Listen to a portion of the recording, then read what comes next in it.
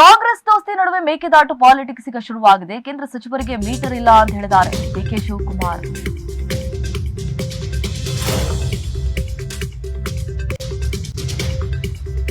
ಕೇಂದ್ರ ಸಚಿವರಿಗೆ ಮೀಟರ್ ಇಲ್ಲ ಅಂತ ಹೇಳಿದ್ದಾರೆ. ನೀವೇನಾದ್ರೂ ತಮಿಳುನಾಡು ಸರ್ಕಾರ ಡಿಎಂಕೆ ಸರ್ಕಾರವನ್ನ ಒಪ್ಪಿಸ್ಬಿಡಿ, ನಾನು 5 ನಿಮಿಷದಲ್ಲಿ ಗ್ರೀನ್ ಸಿಗ್ನಲ್ ಕೊಡಿಸಿಲ್ಲ ಅಂತ ಕೇಳಿ ಅಂತ ಹೇಳಿ ಸವಾಲ್ ಹಾಕಿದ್ರಲ್ಲ. ಈಗ ಇದಕ್ಕೆ ಟಕ್ಕರ್ ಕೊಟ್ಟಿದ್ದಾರೆ ಡಿಕೆ ಶಿವಕುಮಾರ್. ಈ ಪಾಪ ಕೇಂದ್ರ ಸಚಿವರಿಗೆ ಮೀಟರ್ ಇಲ್ಲ ಅಂತ ಅಲ್ಲಿನ ನಿಮ್ಮ ನಾಯಕರನ್ನ ಒಪ್ಪಿಸಿ HD ಕುಮಾರಸ್ವಾಮಿ ಸವಾಲ್ ಹಾಕಿದ್ರು. ತಮಿಳುನಾಡಿನ ಕೈ ಒಪ್ಪಿಸಿದ್ರೆ ಮೇಕೆದಾಟು ಕೆಲಸ ಆಗೇ ಆಗತ್ತೆ ಅಂತ ಹೇಳಿ ವಿಧಾನಸಭೆ ಚುನಾವಣೆಗೆ ಕೈಗೆ ಅಸ್ತ್ರವಾದಂತಹ ಈ ಯೋಜನೆ ನೀವೇನಾದ್ರೂ ಒಪ್ಪಿಸ್ಕೊಂಡು ಬಂದ್ಬಿಟ್ರೆ ಎರಡೂ ರಾಜ್ಯದವರನ್ನ ಖಂಡಿತವಾಗಿಯೂ 5 ನಿಮಿಷದಲ್ಲಿ ಒಪ್ಪಿಸ್ತೀನಿ ನಾನು ಕೇಂದ್ರ ಸರ್ಕಾರದವರನ್ನ. ಆದ್ರೆ ಇನ್ನವರೆಗೂ ಕೂಡ ಕೇಂದ್ರ ಸರ್ಕಾರ ಇದಕ್ಕೆ ಅಸ್ತು ಅಂತ ಅಂದಿಲ್ಲ. ಡಿಕೆ ಶಿವಕುಮಾರ್ ಅವರು ಹೇಳ್ತಿದ್ದಾರೆ. ಡಿಕೆ ಶಿವಕುಮಾರ್ ಅವರು ಟಾಂಗ್ ಕೊಟ್ಟಿದ್ದಾರೆ HD ಕುಮಾರಸ್ವಾಮಿ ಅವ್ರಿಗೆ. ಕೇಂದ್ರ ಸಚಿವರಿಗೆ ಮೀಟ್ರೇ ಇಲ್ಲ, ಇನ್ನುವರೆಗೂ ಒಪ್ಸೇ ಇಲ್ಲ ಅವರು ಅಂತ ಹೇಳಿ ಕೇಂದ್ರ ಸರ್ಕಾರದತ್ತ ರಾಜ್ಯ ಸರ್ಕಾರದಿಂದ ಒಟ್ಟು ಮಾಡಿ ತೋರಿಸ್ತಿದ್ದಾರೆ. ತಮಿಳುನಾಡು ಕಾಂಗ್ರೆಸ್ ಡಿಎಂಕೆನ ಒಪ್ಪಿಸಿ ಅಂತಿದೆ ಬಿಜೆಪಿ. ಏನಿದು ಮೇಕೆದಾಟು ಯೋಜನೆ? ಹಾಗಾದ್ರೆ ಮೇಕೆದಾಟು ಪರಿಸರದಲ್ಲಿ ಡ್ಯಾಮ್ ನಿರ್ಮಾಣದ ಗುರಿ ಸಮುದ್ರ ಸೇರುವಂತಹ 65-66 TMC ನೀರು ಶೇಖರಿಸುವಂತಹ ಉದ್ದೇಶದಿಂದ ಕಲ್ಪಿಸಿರುವಂತಹ ಡ್ಯಾಮ್ ಇದಾಗಿದೆ.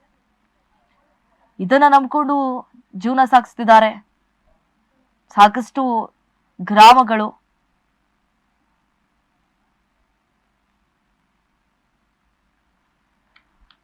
ರಾಜ್ಯಕ್ಕೆ ಅಗತ್ಯವಿರುವಂತಹ ವಿದ್ಯುತ್ ಉತ್ಪಾದನೆಗೆ ಅನುಕೂಲ ಆಗುತ್ತೆ. ಬೆಂಗಳೂರಿಗೆ ಕುಡಿಯುವ ನೀರು ಪೂರೈಕೆ ಆಗುವಂತಹ ಉದ್ದೇಶ ಇದು. ರಾಜ್ಯ ಸರ್ಕಾರ ಯೋಜನೆ ಜಾರಿಗೆ ಪ್ರಯತ್ನಿಸ್ತಾ ಇದೆ. ನೋಡಿ, ಮೇಕೆದಾಟು ಯೋಜನೆ ತಾಕತ್ತಿದ್ರೆ ತಮಿಳುನಾಡು ಸರ್ಕಾರವನ್ನು ಒಪ್ಪಿಸಿ ಮೋದಿಯಿಂದ 5 ನಿಮಿಷದಲ್ಲಿ ಒಪ್ಪಿಗೆ ಕೊಡಿಸುವೆ ಅಂತ ಹೇಳಿ ಕಾಂಗ್ರೆಸ್ಗೆ HD ಕುಮಾರಸ್ವಾಮಿ ಅವರು ಸವಾಲ್ ಹಾಕಿದ್ರಲ್ಲ. ಇದಕ್ಕೆ ಪಾಪ ಕೇಂದ್ರ ಸಚಿವರಿಗೆ ಮೀಟ್ರೇ ಇಲ್ಲ ರೀ ಅಂತ ಹೇಳಿ ಡಿಕೆ ಶಿವಕುಮಾರ್ ಅವರು ಟಾಂಗ್ ಕೊಟ್ಟಿದ್ದಾರೆ. ಸೊ ತಮಿಳುನಾಡು ಸರ್ಕಾರವನ್ನ ಒಪ್ಪಿಸಿದೆ. ಮೇಕೆದಾಟು ಯೋಜನೆಯ ಕಚೇರಿ ತರತ್ರ ಏನ್ ಪ್ರಯೋಜನ, ಏನ್ ಯೂಸ್ ರೀ ಅದು? ಮೇಕೆದಾಟು ಯೋಜನೆ ಜಾರಿಗೊಳಿಸ್ತೀವಿ ಅಂತ ಹೇಳಿದವರು ಕಾಂಗ್ರೆಸ್ನವರ ವಿನಃ ನಾನಲ್ಲ ಅಂತ ಹೇಳಿ HD ಕುಮಾರಸ್ವಾಮಿ ಅವರು ಹೇಳಿದ್ದಾರೆ. ತಮಿಳುನಾಡು ಸರ್ಕಾರವನ್ನ ಒಪ್ಪಿಸದೆ ಮೇಕೆದಾಟು ಯೋಜನೆ ಕಚೇರಿ ತರದ್ರೆ ಏನ್ ಪ್ರಯೋಜನ? ಮೇಕೆದಾಟು ಯೋಜನೆ ಜಾರಿಗೊಳಿಸ್ತೀವಿ ಅಂತ ಹೇಳಿದವರು ಕಾಂಗ್ರೆಸ್ನವರೇ ವಿನಃ ನಾನಲ್ಲ. ಯೋಜನೆ ಮಾಡುತ್ತೀವಿ ಎಂದು ಜನರಿಗೆ ಭರವಸೆಯನ್ನ ಕೊಟ್ಟವರು ಮಾಡ್ಬೇಕಲ್ವಾ? ಇಷ್ಟು ವರ್ಷ ಏನ್ ಮಾಡಿದ್ರು? ಮೇಕೆದಾಟು ಹೆಸರಿನಲ್ಲಿ ಪಾದಯಾತ್ರೆಯ ಮೂಲಕ 2023ರಲ್ಲಿ ಕರ್ನಾಟಕದಲ್ಲಿ ಕಾಂಗ್ರೆಸ್ ಅಧಿಕಾರಕ್ಕೆ ಬಂದಿತ್ತು. ಸಿದ್ದರಾಮಯ್ಯ ಸರ್ಕಾರ 2 ವರ್ಷಗಳ ವ್ಯತ್ಯ ಮಾಡಿದೆ. ಅವರು ತಮ್ಮ ಜವಾಬ್ದಾರಿಯನ್ನ ನನ್ನ ಮೇಲೆ ವರ್ಗಾಯಿಸಿದ್ರೆ ಯೋಜನೆಯನ್ನ ಹೇಗೆ ಕಾರ್ಯಗತಗೊಳಿಸಲು ಸಾಧ್ಯ ಅಂತ ಹೇಳಿದ್ರು.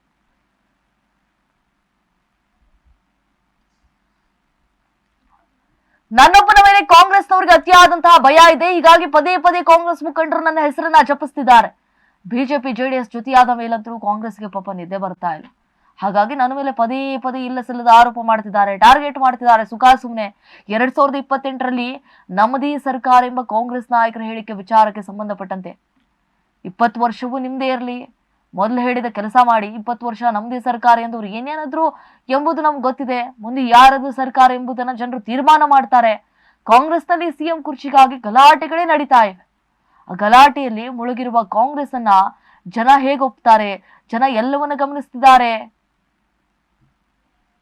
ಹೀಗೆ ಹೇಳಿದವರು ಈಗ ಯಾಕ್ರಿ ಇನ್ನೂವರೆಗೂ ಒಪ್ಪಿಸುವಂತಹ ಕೆಲಸ ಮಾಡಿಲ್ಲ ಅಂತ ಹೇಳಿ ಹಾಗಾದ್ರೆ ಕೇಂದ್ರ ಸಚಿವರಿಗೆ ಮೀಟರ್ ಇಲ್ಲ ಆ ಒಂದು ಹೇಳಿಕೆಯನ್ನ ಕೊಟ್ಟಿದ್ದಾರೆ DCM DK ಶಿವಕುಮಾರ್. ತಮಿಳುನಾಡು ವಿರೋಧ ಯಾಕೆ? ಡ್ಯಾಮ್ ನಿರ್ಮಾಣದಿಂದ ತಮಿಳುನಾಡಿಗೆ ತೊಂದರೆ ಆಗ್ತಾ ಇದೆ.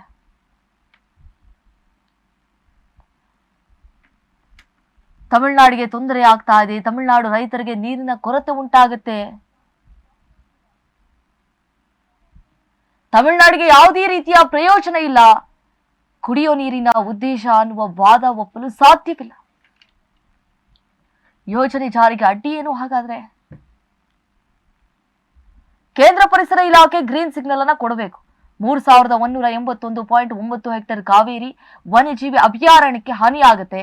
1869.5 ಹೆಕ್ಟೇರ್ ಅರಣ್ಯ ಭೂಮಿ ಹಾನಿಗೊಳಗಾಗುವಂತಹ ಸಾಧ್ಯತೆ. ಸಂಗಮ ಪ್ರದೇಶದ ಆನೆ ಕಾರಿಡಾರ್ಗೂ ತೊಂದರೆ ಆಗುತ್ತೆ. ಪರಿಶೀಲನೆಯಲ್ಲಿ ತೊಡಗಿರುವಂತಹ ಕೇಂದ್ರ ಅರಣ್ಯ ಇಲಾಖೆ ಈ ರೀತಿ ಆದಂತಹ ತೊಂದರೆಗಳನ್ನ ಉಂಟಾಗತ್ತೆ, ಅಡ್ಡಿ ಆಗತ್ತೆ ಯೋಜನೆ ಜಾರಿ ಆಗ್ಬಿಟ್ರೆ ಅನ್ನುವಂತಹ ಪ್ರಶ್ನೆಗಳು ಇಲ್ಲಿ ಮೂಡ್ತಾ ಇರುವಂತದ್ದು. ಸೊ ಹಾಗೆ ಮೇಕೆದಾಟು ರಾಜಕೀಯ ನೋಡೋದಾದ್ರೆ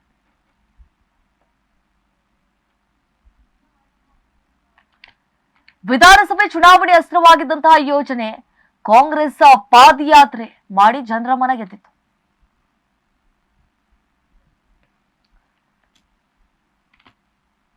ಯೋಜನೆ ಜಾರಿ ಮಾಡೋದಕ್ಕೆ ಡಿಕೆಎಸ್ ಶಪಥ ತೊಟ್ಟಿದ್ರು.